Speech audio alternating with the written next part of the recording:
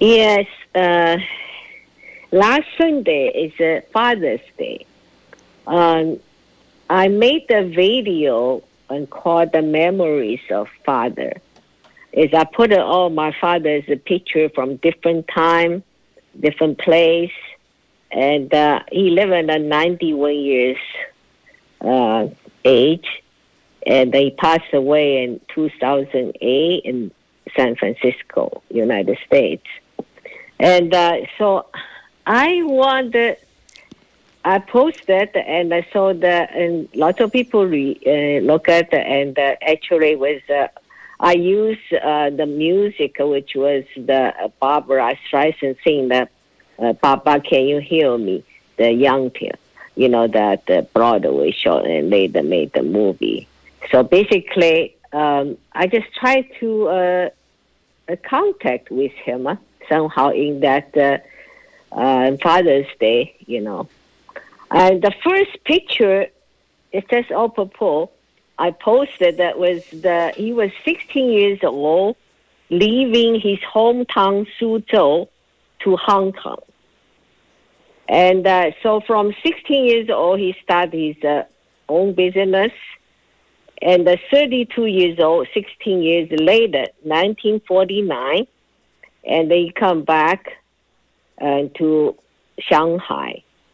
So it was under the communists that already took over 1949.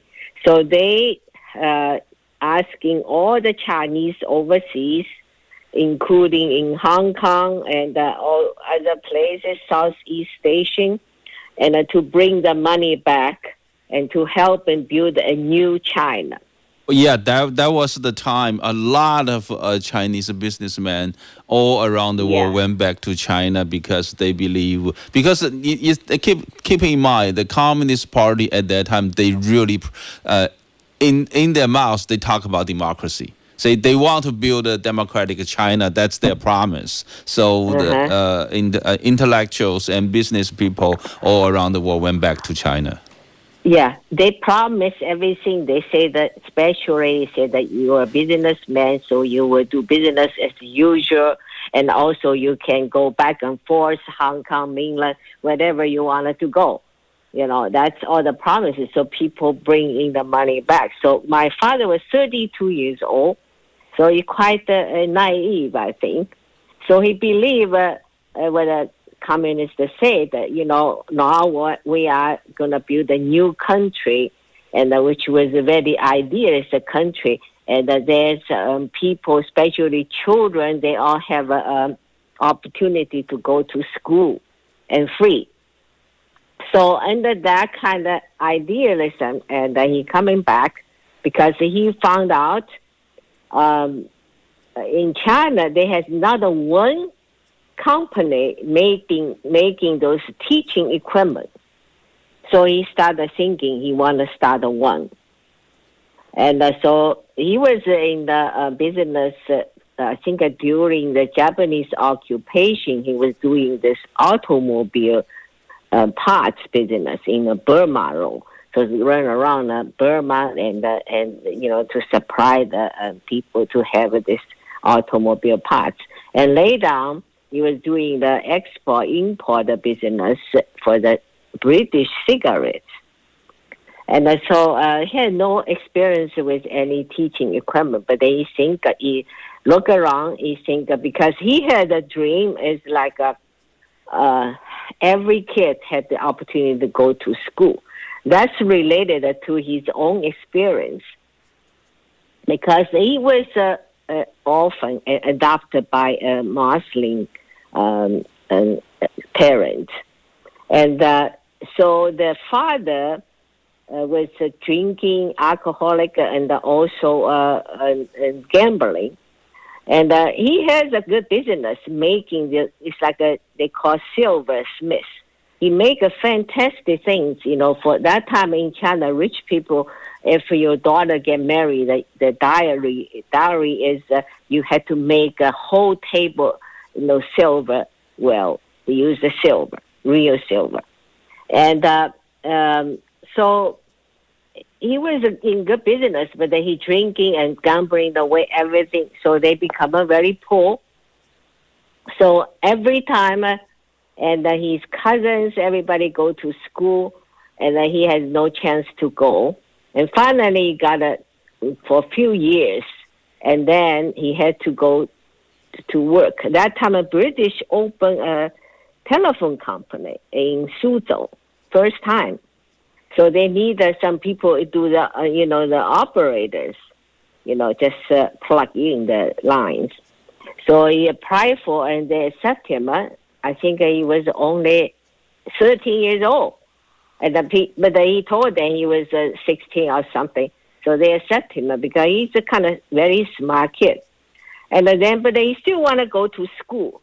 So he draw the ball, operating ball, and took it home and practice. So basically, he can cross. I don't look the ball. He will put it right and into the ball, the puller and the phone rings. And so somehow, then meanwhile, he's still reading the book. So one day, he been caught, and by his boss and the manager reported to the owner. And so he think that's it, they're going to fire him.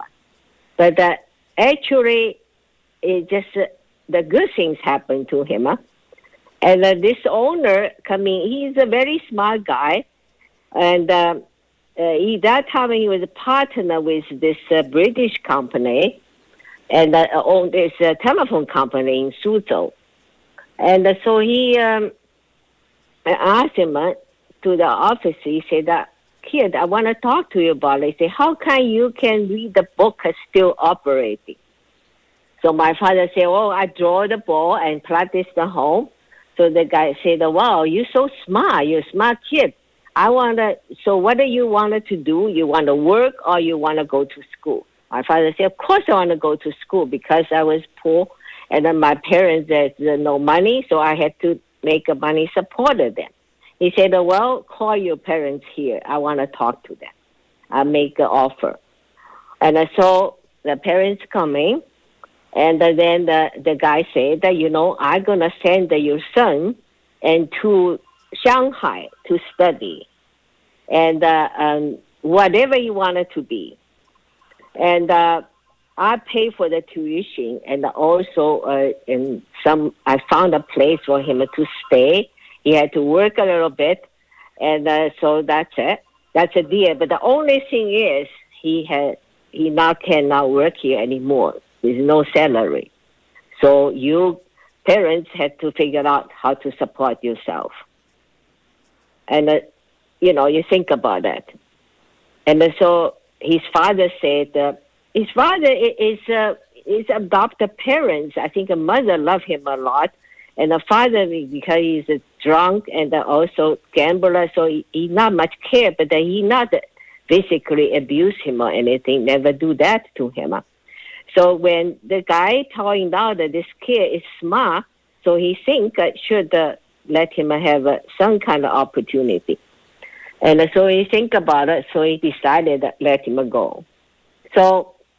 But my father was that time was only 15 years old and never finished the high school. The guy want to send him to college.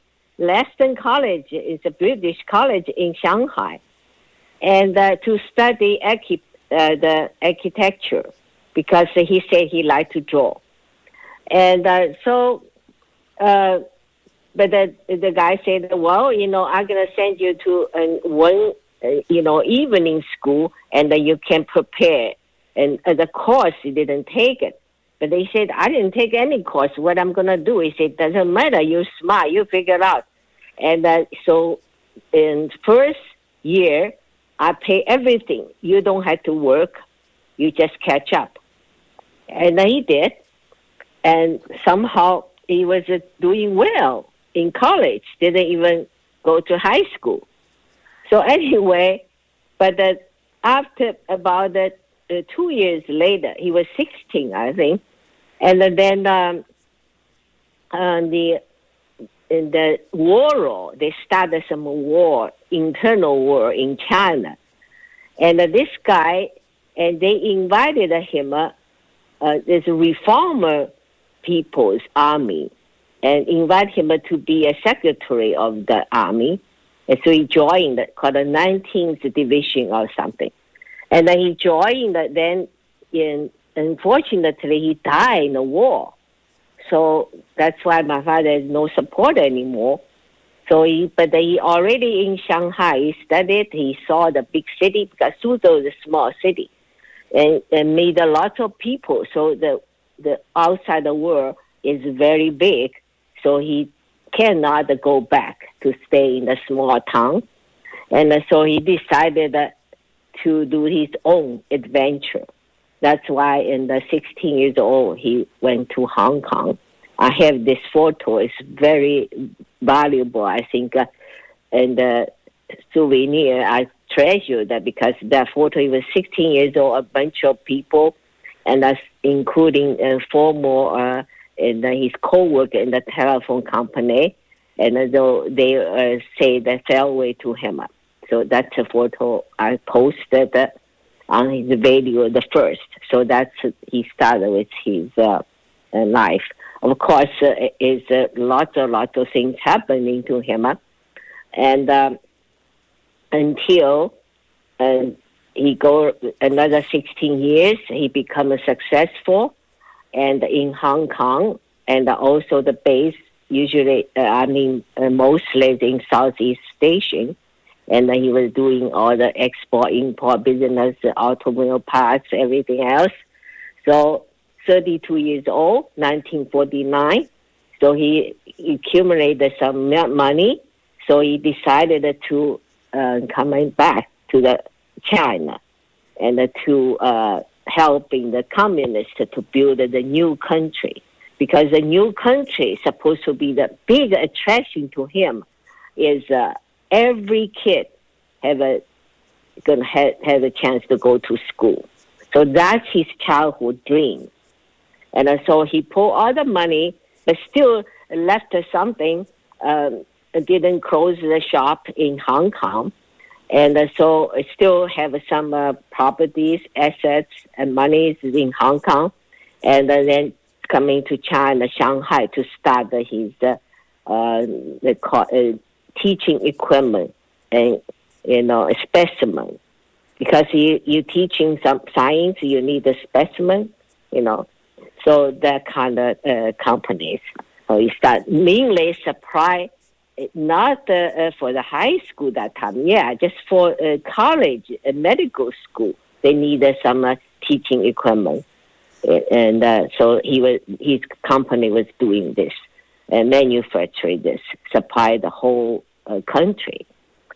And so it's a long story, and today I only can talk about that much because I want to tell about what's happening after he coming back to China, and how the CCP promised everything, then gradually just betrayed those people supposed to be patriot, love this country, and come back, and took away all their assets, and then make them as criminals and class enemy, and then gradually and under the reform, and so took away, basically torturing, humiliating them, and then took away their soul.